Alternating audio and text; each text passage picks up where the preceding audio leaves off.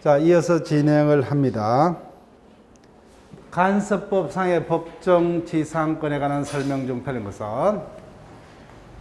간섭법상의 법정지상권도 법정지상권이기 때문에 187조에 따라서 등기 없이도 그죠? 누구에게나 지상권으로 대항할 수 있다.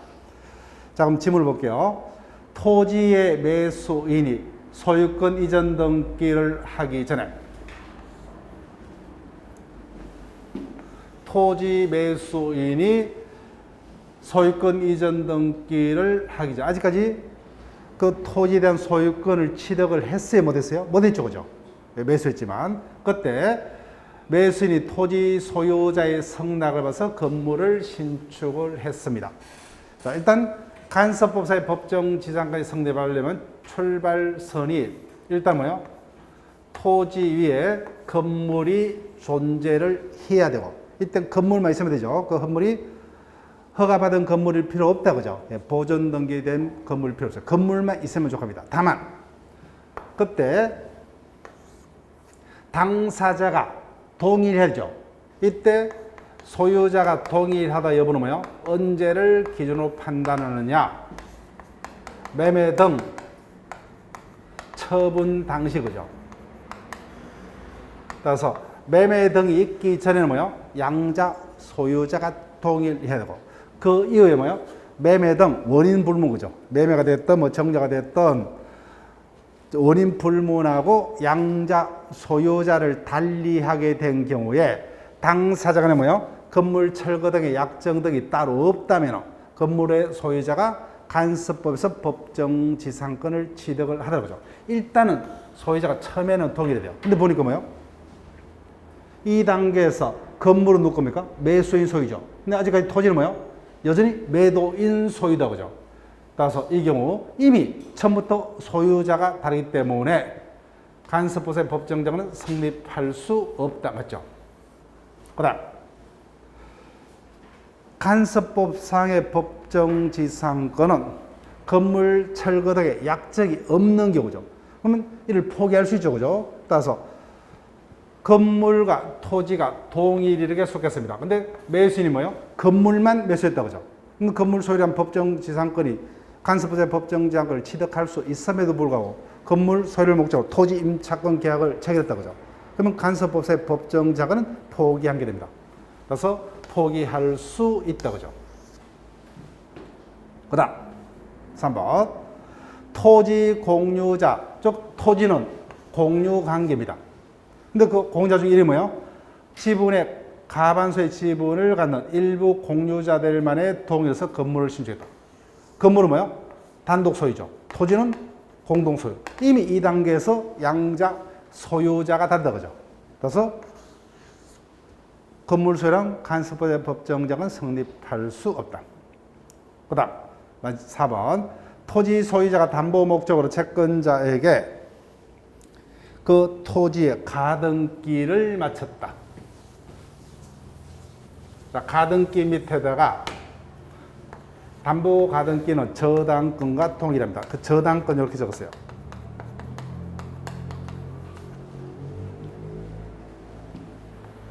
자, 그럼 여기까지 읽을게요. 그럼 한마디로 뭐요?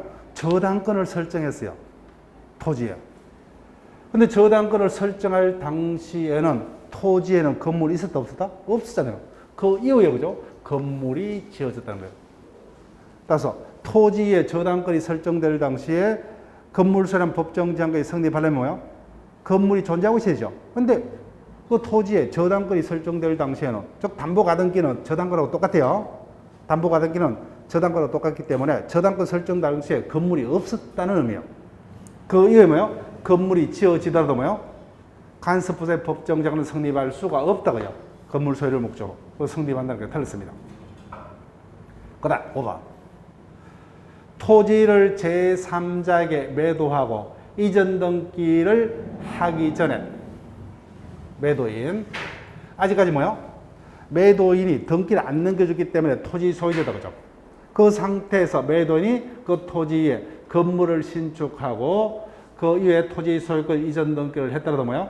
매도인을 위한 간섭법상의 법정지상권은 성립할 수 없다. 어차피 뭐야? 매도에는 등기를 넘겨줄 자죠, 그죠? 예, 이런 자들을 위한 간섭법의 법정정은 성립할 수가 없다. 맞습니다. 정답 4번이요. 예, 개별 판례들 문제입니다. 상당히 난이도 높은 지문입니다. 자, 30번 갑니다. 전세건에 관한 설명으로 틀린 것은 1번. 305조 문제입니다. 자, 수업 시간에도 강조했죠. 법정지상권은 누가 취득합니까? 건물의 소유자, 그죠? 건물 소유자. 자, 여기 보세요. 305조입니다. 갑이 토지와 건물을 모두 소유하고 있다, 그죠? 그 상태에서 갑이 을에게 건물만 전세를 했습니다. 즉, 을은 건물에 대해서만 전세를 얻어서 살고 있다, 그죠? 그렇지만 건물에서 사는데 전혀 지장이 없죠. 지장이 없습니다. 갑의 토지를 을이 그대로 이용을 하면 되기 때문에. 근데 문제는 이 상태에서 갑이 뭐요? 토지를 병에게 매도했다고 하죠. 이사가 토지 소유권을 취득했어요. 그러면 건물의 소유자와 토지 소유자가 달라졌다고 하죠.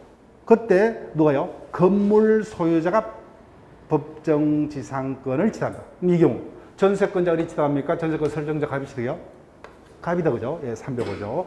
아직까지 우리 시험에는 출제되는 법 없어요. 근데 다른 시험은 다 한 번 이상 출제됐던 기본 지문입니다. 305조. 대지와 건물이 동일 소유자에게 속한 경우에 건물에 대해서 전세권을 설정한 때는 그 대지 소유자의 특별 선계인은 누굽니까? 건물 소유자인 전세권 설정자에서. 여기서 전세권자면 틀려요. 자, 그 다음에 2번 306조죠. 전세권도 물거이기 때문에 원칙 자유로 양도할 수 있다고 하죠. 다만 설정행위로 금할 수 있다. 즉 전세권자는 설정행위로 금하지 아니하는 한 전세권을 타인에게 양도하거나 담보 제공할 수 있고 존속기간 내 그 목적물을 타인에게 전전세 임대할 수 있다. 그 다음 3번 309조입니다. 전세의 경우 전세 목적물의 유지 수선 의무는 누구 부담이요? 전세권자 부담이죠. 따라서 필요비 상환청구는 인정 안 된다, 그죠? 그렇지만 유익비는 상환 청구할 수 있죠. 전세권자가 유익비를 지출하고요. 그 가액의 증가 현존하면은 회복자인 소유자의 선택에 쫓아서 지출 금액 또는 증가액의 상한을 청구할 수 있다고 하죠. 310조. 그 다음 4번 전세권자는 목적물에 대한 방해 제거 청구, 예방 청구는 있으나 반환 청구는 없다. 답은 쉽다, 그죠?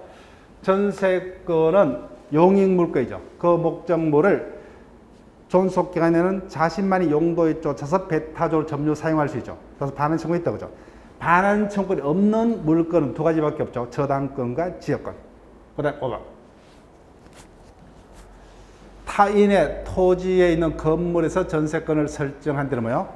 주된권리, 종된권리 관계가는 정신이 반영된 지문이죠. 전세권은 그 건물 소유를 목적한 지상권, 임차권에도 미친다, 그죠? 유치권으로 갑니다.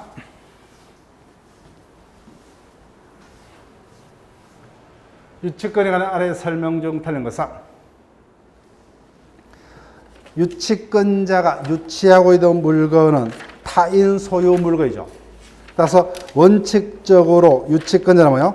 그 목적물을 대여, 담보 제공, 사용하지 못한다, 그죠? 다만 보존에 필요한 사용은 할 수가 있죠, 그죠? 324조다, 그죠?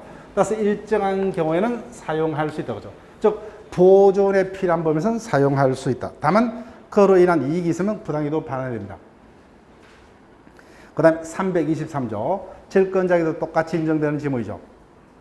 유치권자도 유치물로부터 가실이 발생했다면 그 가실을 수취해서 다른 채권보다 먼저 그 채권의 변제 충당할 수 있다고 하죠. 323조. 그 다음 간이 변제 충당 322조죠. 질권도 똑같이 인정됩니다. 정당한 이유가 있으면 감정의 평가에 의하여 유치물로 직접 변제 충당을 법원에 청구할 수 있다. 그 다음 유치권자가 뭐예요? 다시 그 유치물에서 필요비, 유익비를 지출했다고 하죠. 상한 청구할 수 있다고 하죠. 329조. 따라서 유익비를 지출한 경우 그 가액 증가 현존하는 경우에서 소유자의 선택에 쫓아서 그 지출금액의 정가액 상한을 청구할 수 있다. 답은 쉽게 듣죠. 유치권은 뭐예요? 유치적 효력만 있을 뿐 우선 변제적 효력이 없죠. 그죠? 우선 변제적 효력이 없기 때문에 물상 대위권도 인정되지 않는다. 그죠? 예, 정답 5번.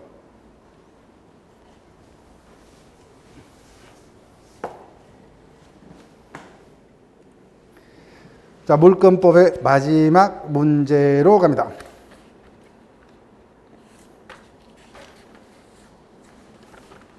저당권에 관한 설명주 타는 것은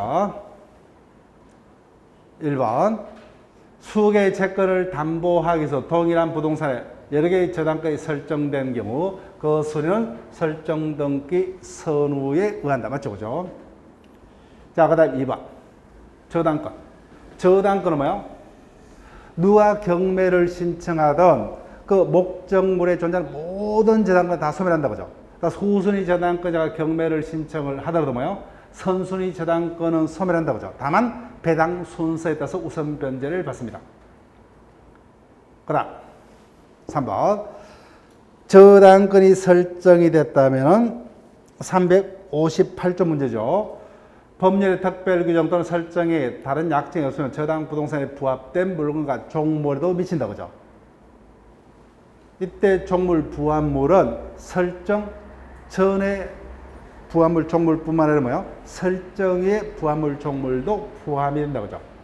자, 4번 우리 시험에 가장 많이 출제가 되고 답이 가장 많이 됐어요. 저당권 파트에서는 저당권은 피담보 채권의 담보의 목적이 있다. 그죠? 따라서 저당권은 뭐예요? 피담보 채권과 불려요. 저당권만을 타인에게 양도 다른 채권의 담보로 할 수 없다죠. 네. 정답 4번. 그 다음 5번 민법상의 권리 중 저당권의 객체가 될 수 있는 권리는 두 가지죠. 전세권과 지상권이다. 그죠? 그러니까 전세권을 목적으로 저당권을 설정을 할 수 있고 여하튼 전세권을 목적으로 저당권을 설정했다면 저당권자의 동의 없이는 뭐예요? 전세권을 소멸케 하는 행위는 하지 못한다. 그죠? 자, 그럼 지금까지 물권법에 관한 지문까지 봤습니다. 채권법으로 갑니다. 선택 채권 등에 관한 설명으로 틀린 것은 자, 1번 지문은 기본이죠. 선택권자가 뭐예요? 법률행위 또는 법의 규정에서 정해진 바 없다면 선택권자는 원칙 누굽니까? 채무자가 선택권자다. 그죠? 자, 그러면 2번 우리가 이 부분은 뭐야? 알면서도 이 부분을 해석을 못해서 틀릴 수가 있어요. 자, 그럼 소멸시효가 언제부터 진행이 되느냐? 소멸시효는 뭐야? 권리자가 권리를 행사할 수 있는 때로부터죠. 그럼 선택권은 뭐야? 선택권자가 선택권을 행사를 할 수 있는 때로부터입니다. 그럼 135조예요. 무권대리 대리권도 증명하지 못하고 본의 초인도 얻지 못한 때에는 상대방의 선택에 쫓아서 뭐야? 계약이익 또는 손해배상을 해야 되죠.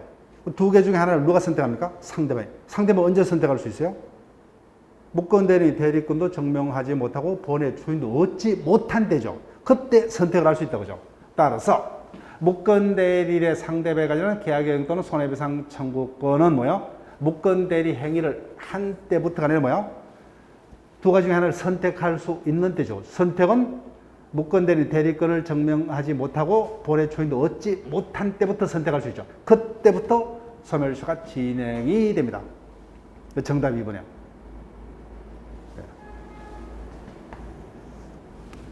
자, 이와 같은 질문이 우리가 이렇게 한번 연습하지 않으면 2번을 찾아내기 힘들죠. 그죠? 예. 자, 한번 이렇게 연습했기 때문에 이 지문이 출제되면 절대 틀리면 안 돼요. 예. 자, 그 다음. 이 부분은 이미 우리 시험에서 한번 출제가 되었다. 그죠? 이행 불능으로 인한 급부의 특정에 관한 지문요. 자, 볼게요. 385조 지문입니다. 당사 쌍방의 가실 없이 어떤 급부가 후발적 불능이 됐다. 그죠? 그때는 채권의 목적 뭐예요? 잔존 급부로 한정이 된다. 그죠? 자, 그 다음. 선택권자가 제3자입니다. 근데 선택권자가 뭐예요? 선택지 않으면 선택권은 일정한 요건에서 타인에게 넘어간다 그죠? 선택권 있는 제3자가 선택지 아니한 경우 채권자나 채무자 상당 기간을 지어서 그 선택을 최고할 수 있고 그럼에도 제3자가 선택지 않으면 뭐예요? 법에서 선택권은 채무자에게 넘어간다 그죠? 그 다음 채권자가 선택권자입니다. 그때 채무자의 가실로 후발적 불능이 됐다 그죠? 그때는 급부의 목적이 잔존급부에 한정이 되지 않는다 그죠? 그때 채권자는 뭐예요? 불능이 된 급부를 선택해서 자신의 의무를 면할 수 있다 그죠? 네. 385조입니다. 예.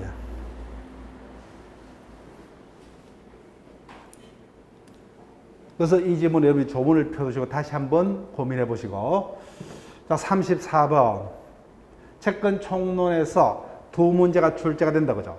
근데 금방 봤던 33번은 출제 가능성이 그렇게 많지 않지만 채무 불이행은 자주 출제된 논점 중에 하나다 그죠? 예, 채권 총론에서 자 볼게요. 이미 1번은 우리 시험도 여러 번 출제됐던 기본 지문이죠. 금전 채무 불이행의 특징이다 그죠?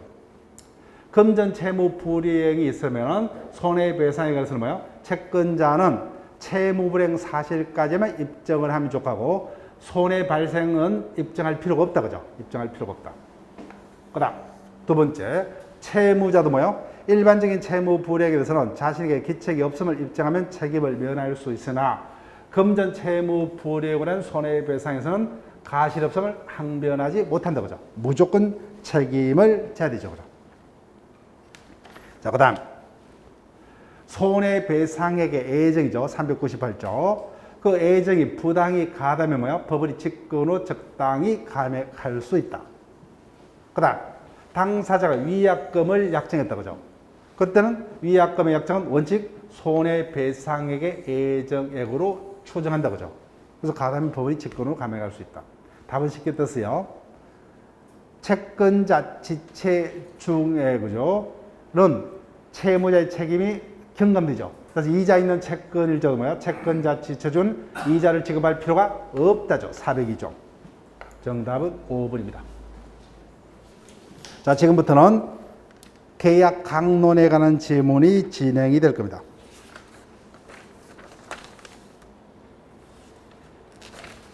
계약에 관한 설명으로 틀린 것은 계약은 청약과 성락의 합쳐서 성립하는 게 원칙이다. 그죠?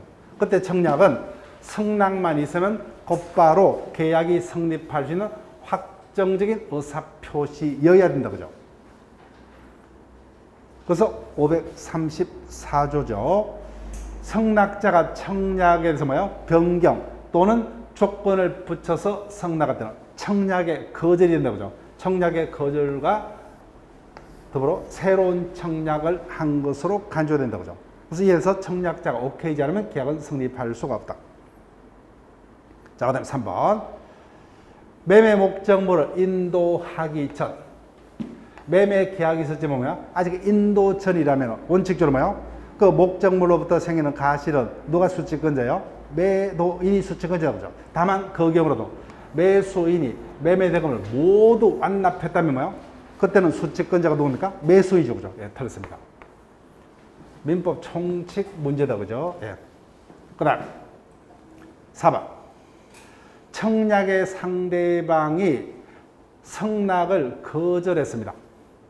이미 뭐요? 거절했기 때문에 계약은 성립할 수 없죠.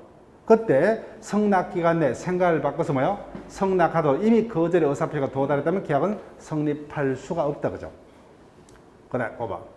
비용은 쌍방 부담이 원칙이다. 그죠? 원칙.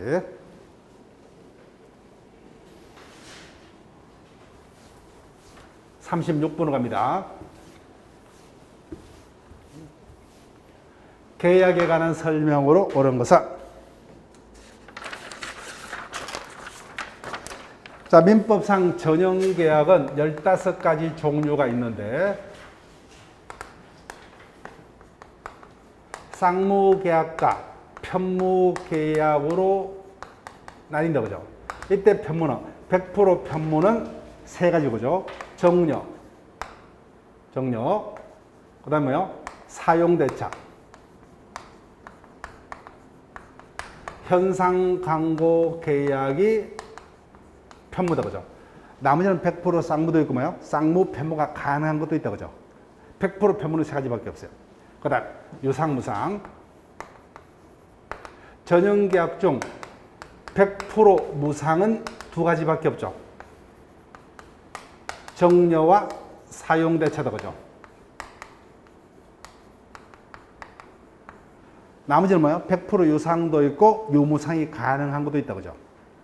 그럼 양자 범위를 보니까 쌍무는 뭐예요? 최대 12개가 쌍무가 가능하죠. 근데 유상은 뭐예요? 최대 13개가 유상이 가능하다 그죠. 어디가 범위가 넓어요? 유상이 넓죠. 쌍무는 다 유상에 해당한다. 반대로 뭐예요? 유상이 모두 쌍무가 되는 것은 아니다 그죠. 예, 기준 요구다 그죠. 즉 현상 광고는 편무지만 유상입니다. 그래서 1번은 맞죠. 사용대차는 뭐예요? 여기다 그죠. 편무 무상이죠. 예, 틀렸다 그죠. 정답 2번. 교환 계약에서 금전의 보충 지급의 약정이 있는 경우 그에 대해서는 매매 규정이 준용될 수 있다.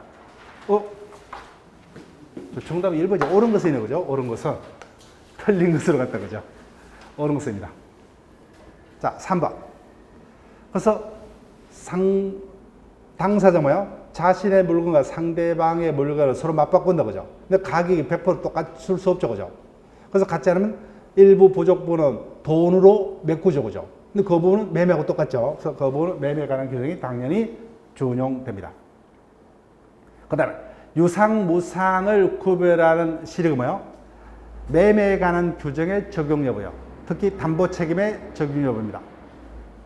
쌍무와 편무를 구별하는 시력은 뭐요? 우리가 배웠던 동시이행 항변권이라든지 위험 부담의 문제가 발생하는 여부입니다. 그래서 위험 부담의 문제는 쌍무와 편무를 구별하는 시력이요. 그 다음 5번 임대인이 임대 목적물에 대한 소유권의 처분 권한을 갖고 있어야 임대차 계약이 유효하게 성립한다. 말도 안 되죠. 즉 임대차 계약은 채권 채무 발생을 목적한 의무 부담행위죠. 무권리자도 할 수가 있다 그죠. 그래서 타인권리 매매 계약, 임대차 계약 다 유효죠. 그래서 그 목적물의 소유자만이 임대인이 될 필요 없다 그죠. 그래서 정답은 1번이고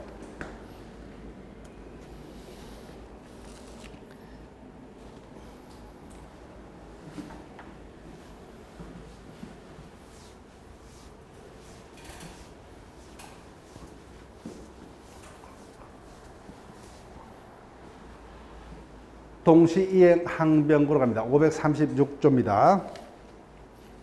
동시이행 항변권에 관한 설명으로 틀린 것은 쌍무 계약이 무효가 돼서 각 당사자 서로 취득한 것을 반환해야 될 경우 각 당사자는 동시이행 관계가 인정이 된다 그죠. 자, 그다음 두 번째 당사 일방의 책임 사유로 일방의 채무가 뭐야? 이행 불능으로 손해배상 채무를 받겠다 그죠. 그때 그 손해배상 채무와 타방이 뭐야? 기존 채무 사유는 여전히 동시이행 관계가 유지가 된다 그죠. 정답 바로 2번입니다. 그 다음 제일 중요한 게 이거죠. 동시이행 항변권자는 뭐야? 상대방의 자신의 이행에 제공이 있을 때까지는 자신이 상대방에 대해서 부담하는 채무이행을 거절할 수 있는 정당한 동시이행 항변권이기 때문에 자신의 채무를 뭐요? 이행치 않더라도 기책이 없죠 그죠. 그래서 동시이행 항변권이 있는 동안에는 채무불이행 책임은 성립하지 않는답니다. 동시이행 항변권이 뭐요? 있는 한은 채무불이행 책임은 성립하지 않는다. 그 다음 그래서 동시이행 항변권은 뭐요? 상대방이 이행을 제공치 않고 뭐요? 항변권자에 대해서만 일방적으로 이행을 청구를 해왔을 때 동시이행 항변권을 행사할 수 있죠. 따라서 상대방이 뭐요? 이행을 제공한 때는 그때는 동시이행 항변권이 있을 수가 없다 그죠. 그 다음 5번도 중요한 질문이죠. 536조 2항령 이미 한번 출제가 됐어요. 선행 의무자는 원칙적으로 동시이행 항변권이 없습니다. 다만 선행 의무자도 뭐요? 상대방의 이행이 곤란한 현저한 사유가 있으면 그때는 예외적으로 동시이행 항변권을 행사를 할 수 있다. 이를 굳이 제목 붙이면 불안의 항변권이라고도 합니다. 536조 2항이에요.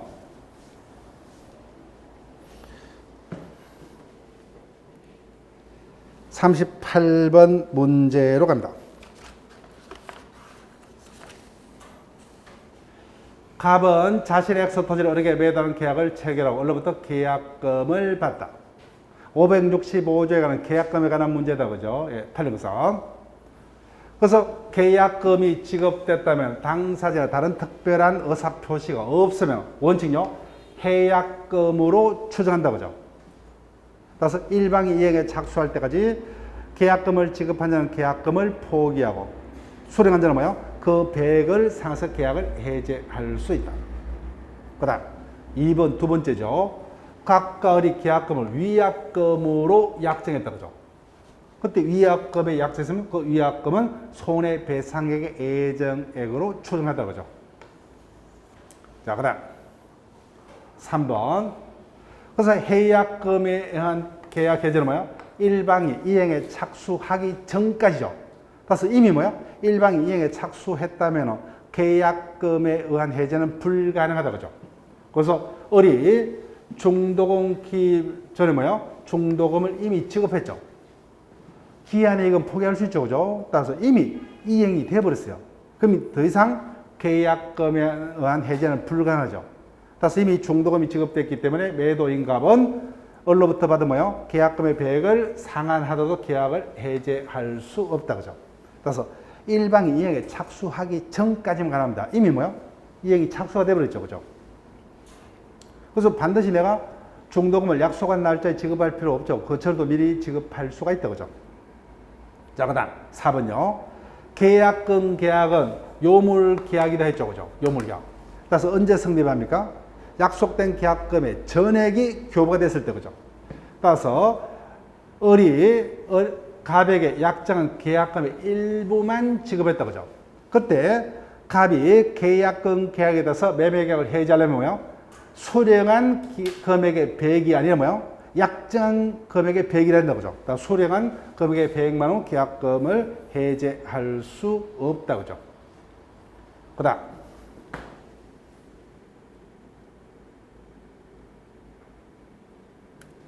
5번. 만약 X 토지가 허가구역 내에 있다. 허가구역 내에 고쳐볼게요. 있고 매매 계약에서 허가를 받은 경우 갑은 계약금의 배액을 상환하고 해제할 수 없다. 됐습니다. 허가구역 내 거래 계약일자도 뭐요? 일방이 이행에 착수하기 전에는 당연히 뭐요? 해약금의 해제 가능하다. 그죠? 따라서 이 경우 허가가 났더라도 뭐요? 아직까지 일방이 이행에 착수하기 전에는 당연히 계약금의 해제할 수 있답니다. 네, 틀렸어요. 정답 5번. 39번으로 갑니다. 부당 이득에 관한 문제입니다. 불법 어린 겁에 관한 설명으로 틀려보사. 1번. 불법 어린 겁에서 소유자의 불법성이 거배자의 불법성보다 현저히 큰 경우는 그때는 뭐예요? 거배자의 부당이득 반환 청구가 허용될 수 있다. 자, 원칙적으로 뭐예요? 불법 행위로 인한 재산의 급여, 노무 재고는 어떠한 이유도 반환 청구 못하죠. 그죠?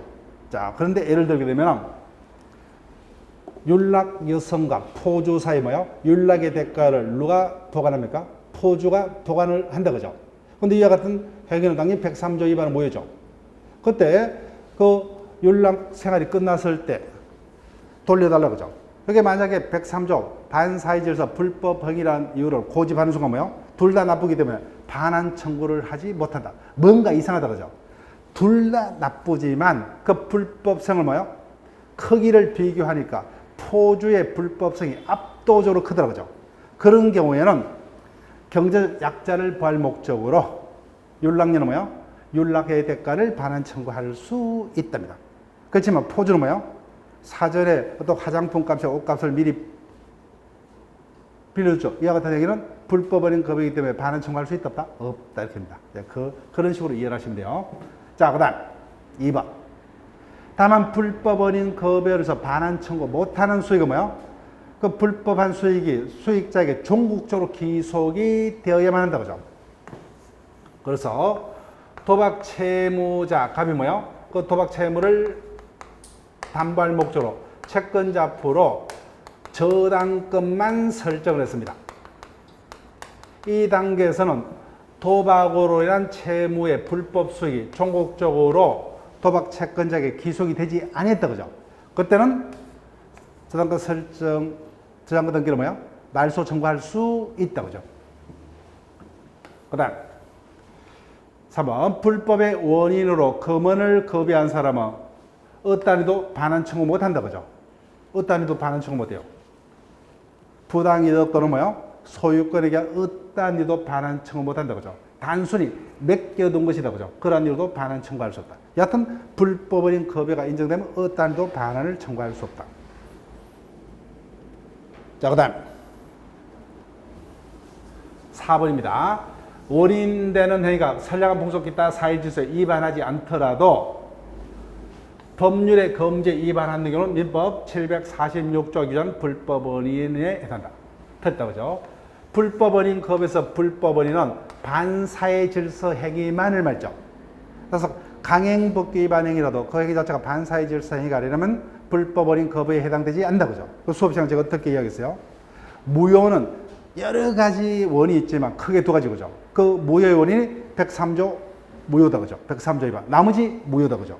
그럼 이행 후라면은 103조 위반을 한 무효는 어떠한도 반환을 청구할 수 없다. 근데 나머지 모든 무효는 뭐예요? 이 경우에는 반환 청구할 수 있다 그죠?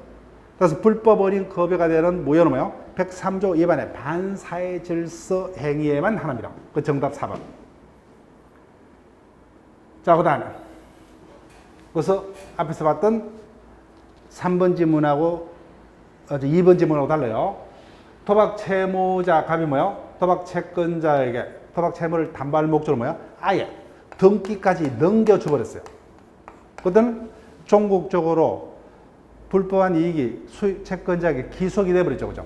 그래서 도박 채무가 불법으로 존재치 않다 이유로 양도 담보조로 뭐야? 이미 채권자 앞으로 등기까지 넘겨준 것은 말소 청구할 수 없다. 그죠?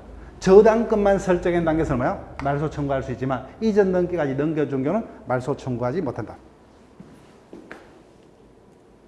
자, 마지막 문제로 갑니다. 불법 행위에 관한 문제입니다. 다음 중 불법 행위에 관한 손해배상 책임의 설명으로 틀린 것은 1번 752조입니다. 타인의 생명을 해한 자는 뭐예요? 피해자의 직계, 좀비 속 배우자 등에 대해서 재산상 손해가 없다고 뭐예요? 손해배상 책임을 져야 된다고 하죠. 위자료 책임. 자, 그 다음 타인 행위에 대한 책임입니다. 755조. 그 행위의 책임을 변식할 지능이 없는 미성년자, 즉 책임 무능력자가 타인에게 손해를 가한 경우죠. 감독 의무자가 대신 책임지죠. 다만 감독 의무자가 감독 의무를 게을리하지 않아서 입증하면 책임을 면할 수 있다고 하죠. 가실 책임이다. 그 틀렸어요. 그래서 정답이요. 순수하게 무과실 책임을 지는 자는 공작물의 소유자 책임밖에 없다 그죠? 그 다음 3번 이 부분을 여러 차례 주문했다 그죠? 충분히 우리 시험에 답이 될 수가 있어요. 타인 행위에 대한 책임이다 그죠? 757조입니다. 도급인은 수급인이 그 일에 관해서 제3자에게 행한 뭐야? 행위에서 원칙 책임을 지지 않는다 그죠? 다만 도급 또는 그 지시에 중대한 가실이 있는 경우만 책임지죠. 그 경가실 책가심이죠. 경가실의 경우는 책임을 지지 않는다 그죠? 네. 고의 또는 중가실이 있는 경우만 책임집니다. 757조. 그 다음 760조요. 공동불법행위. 공동 아닌 수인의 행위 중 어느 자의 행위가 손해를 간지 알 수 없을 때도 뭐예요? 피해자를 보여서 연대하여 그죠? 5번은 설명할 필요도 없다 그죠? 자, 지금까지 실전 모의고사 1회차 문제를 해결했습니다. 어떤 문제는 뭐예요? 아주 선택이 쉬운 문제도 있고 어떤 문제는 뭐야? 알 듯 말 듯 아리까리한 문제도 있었고 어떤 문제는 내가 풀 수 없는 어려운 문제도 있었다. 그죠? 자, 그렇지만 대부분의 문제는 일단 내가 1년 동안 열심히 했다면은 내가 선택할 수 있는 그런 수준의 문제로 60%의 정도의 문제가 나갔을 겁니다. 자, 앞으로도 남은 실전 모의고사도 뭐요? 일단 60%에 해당 문제는 열심히 했던 분들은 선택할 수 있는 그런 수준에 나머지 뭐요? 30%의 문제는 오늘과 같이 뭐요? 내가 알 듯 말 듯 뭐요? 이와 같은 형태의 문제로 대부분 출제하겠지만 그 중에 몇 문제는 뭐야? 아예 선택할 수도 없는 아예 뭐요? 내가 풀 수도 없는 그와 같은 아주 난이도 높은 문제가 섞일 수도 있습니다. 실제도 같은 문제가 있을 수 있기 때문에 그죠? 그러면 항상 제가 어떻게 부탁드립니까? 그런 문제는 아예 볼 필요도 없죠. 어차피 내가 고민해봐야 맞출 수 없는 문제이기 때문에. 절대평가이기 때문에 내가 풀 수 있는 수준의 문제만 출제하는 게 아니죠. 그죠? 아예 출제자는 70% 정도면 정상적으로 출제만 하면 돼요. 나머지 30%는 뭐요? 알 듯 모를 듯하게 뭐요? 속에서 틀리게 하든 뭐요? 아예 처음부터 풀 수 없을 정도로 고난도로 해서 틀리게 하든 결과는 똑같기 때문에 그죠? 예. 그게 절대평가의 함정입니다. 그래서 그 부분을 여러분들이 잘 선택을 하셔가지고 내가 풀 수 있는 문제를 앞으로 그 부분에 집중하는 그런 어떤 연습을 하세요. 나머지 과목도 똑같습니다. 그 시간 배정 잘 하시고. 자, 그럼 제 실전 모의고사 1회차 해설 강의를 마치고 다음 시간에 2회차부터 또 다시 이어서 진행을 합니다. 네, 수고하셨습니다.